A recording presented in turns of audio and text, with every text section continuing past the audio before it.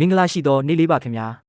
ဒါကတော့ online မှာလက်တလောအတော်လေးခေတ်စားနေတဲ့ခွေးလေးကျင့်ပေးနည်းဖြစ်ပါတယ်သူတို့ရဲ့ level မှာတချို့ကတစ်တုံးတွေချိတ်ထားပြီးတချို့ကြတော့လည်း battery အိုးတွေချိတ်ထားကြပါတယ်နောက်ဆုံးလေးမှတဲ့တုံးတွေချိတ်ထားတာတောင်ရှိပါသေးတယ်ဒီຢာတွေကခွေးတွေကိုရိုက်နှက်ဖို့အတွက်မဟုတ်ပါဘူးအဲ့ဒါကတော့ကားမြင်ရင်လိုက်ဆွဲတာလူမြင်ရင်ကြိုက်တတ်တဲ့ခွေးတွေရဲ့အကျင့်ဆိုးကိုပြုပြင်ဖို့အတွက်အသုံးပြုတာဖြစ်ပါတယ်ခင်ဗျာ level မှာချိတ်ထားတဲ့တစ်တုံးကသူတို့ရဲ့နေ့စဉ်လှုပ်ရှားမှုကိုမထိခိုက်စေပါဘူးဒါပေမဲ့ခွေးတွေရဲ့စိုးသွမ်းတဲ့အပြ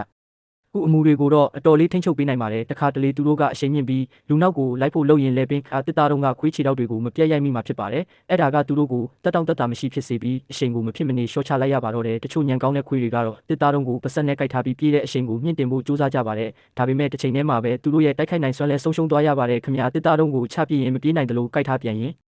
လဲလူကိုလိုက်မကိုက်နိုင်တော့ပါဘူးဘလို့ပဲလှုပ်သူတို့အနေနဲ့ဒီနှစ်ခုတည်းကတစ်ခုကိုပဲရွေးချယ်ရမှာဖြစ်ပါတယ်ဒါကတော့ခွေးတွေရဲ့အရှိန်ကိုထိန်းချုပ်ပေးတဲ့ကိရိယာရဲ့ထူးခြားတဲ့လှုပ်ဝက်ချက်ပဲဖြစ်ပါတယ်ခင်ဗျာခွေးတွေရဲ့စိုးသွမ်းမှုအဆင့်တန်းကိုခွဲခြားခြင်းရင်လည်းအရန်လွယ်ကူပါတယ်သူတို့ရဲ့ level မှာဘာတွေချိတ်ဆွဲထားလဲဆိုတာကိုကြည့်လိုက်ရုံပါပဲအခုလိုဘူးသူတကောင်းတွေထက်တင်ဆက်ပေးနေမှာမို့ဘယ်မျိုးကအားပေးနေကြလဲဆိုတာပြောပြသွားကြပါအောင်ခင်ဗျာ